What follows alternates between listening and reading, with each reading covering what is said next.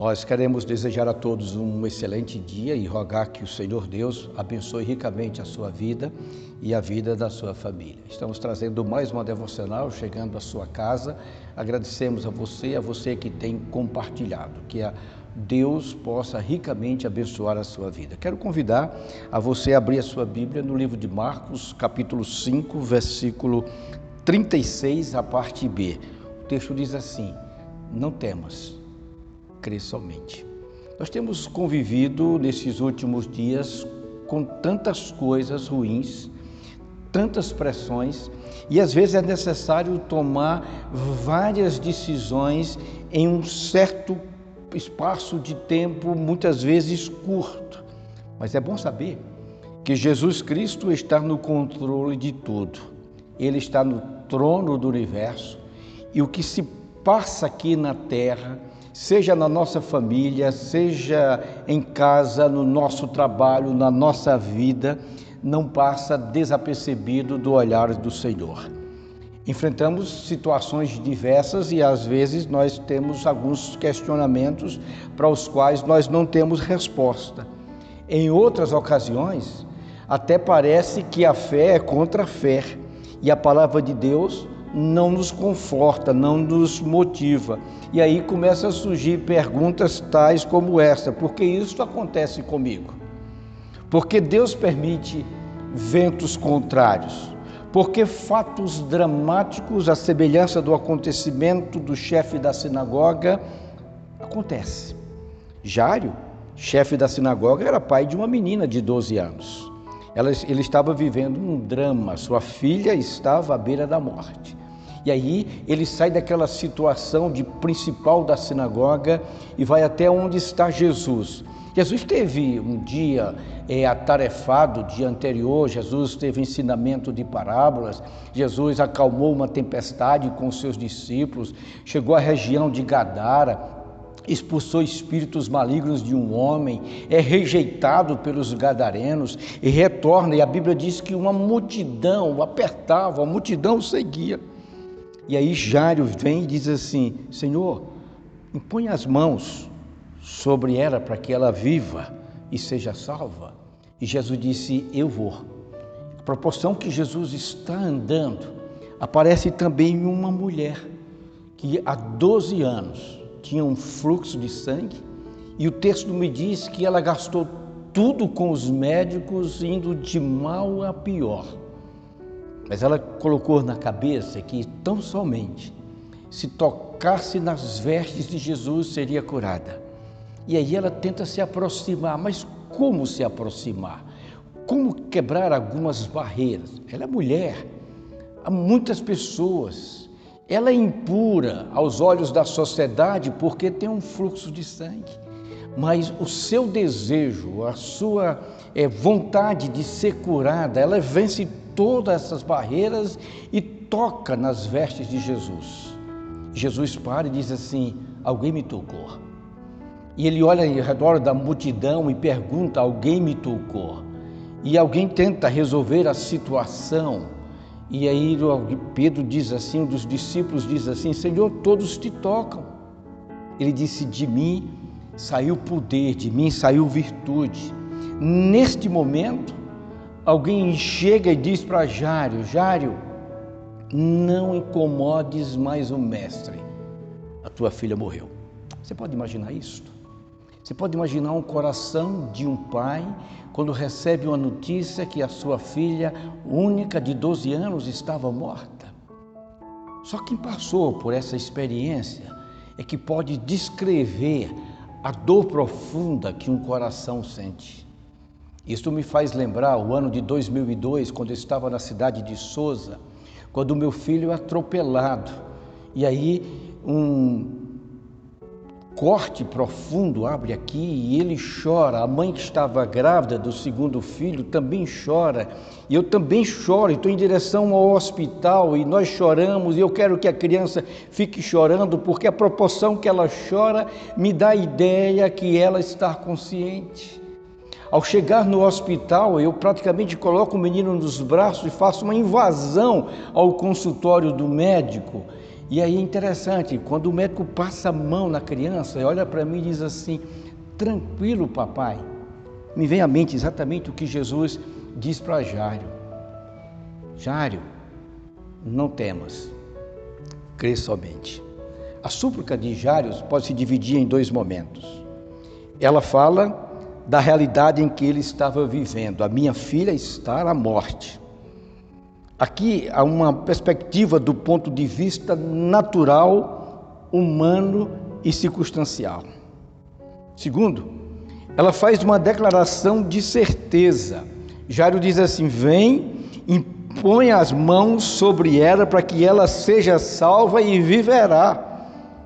Isso é uma visão do sobrenatural. E Jesus se impressionou com a ousadia e a fé daquele homem e partiu com ele.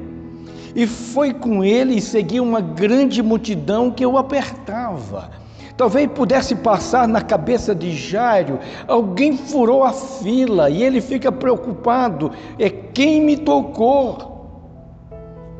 E logo Jesus conhece que a virtude de si mesmo saía, e volta-se para a multidão, diz assim: alguém tocou nas minhas vestes, porque saiu virtude, saiu poder, saiu cura, saiu vida.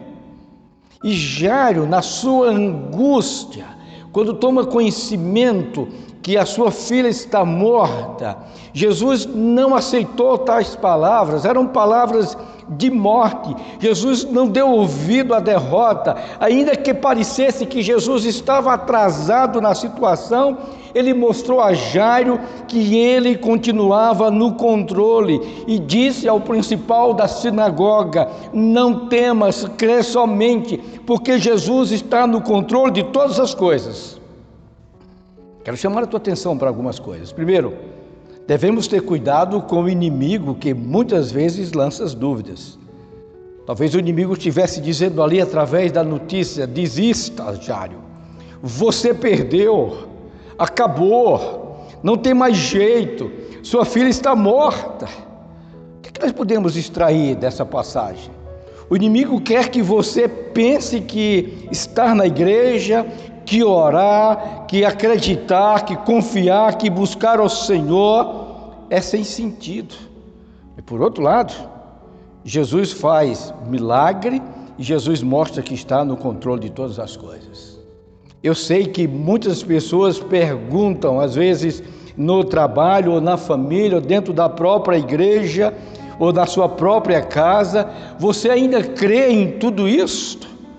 Você ainda crê que isto vai mudar? Você ainda insiste que ir à igreja, que não faltar aos cultos e às reuniões faz algum sentido? Jesus diz para Jairo: não temas, crê somente. Naquele momento, muitos queriam destruir a perseverança de Jairo. Não é diferente conosco nesses momentos em que nós estamos vivendo. Mas Jairo estava disposto a acreditar no milagre. Muitos queriam destruir a sua perseverança, a sua confiança. E Jesus, tendo ouvido tais palavras, disse ao principal da sinagoga: não temas, crê somente. Eu poderia até acrescentar de: não temas, não te assombres, não te assuste, crê somente, eu sou o teu Deus. Jesus mostrou a Jairo que ele continuava no controle de todas as coisas. E aí eu quero trazer algumas aplicações. Para que a nossa fé surta efeito, nós não precisamos negar os fatos naturais, afinal, eles estão ali. Mas devemos dar valor, reconhecer os fatos, mas eles não podem ocupar o lugar da nossa fé. O que pensamos, o que falamos, deve vir acompanhado da nossa crença, da nossa confissão de fé. Crê somente, não desanime, Deus está no controle. Sim, creia, Deus está no controle de todas as coisas. As crises aqui da terra nunca vão atingir o trono de Deus. No final do Sermão do Monte, Jesus afirma que só existe dois tipos de pessoas no mundo: aqueles que ouvem e obedecem à palavra de Deus, que são aqueles que edificam sobre a rocha.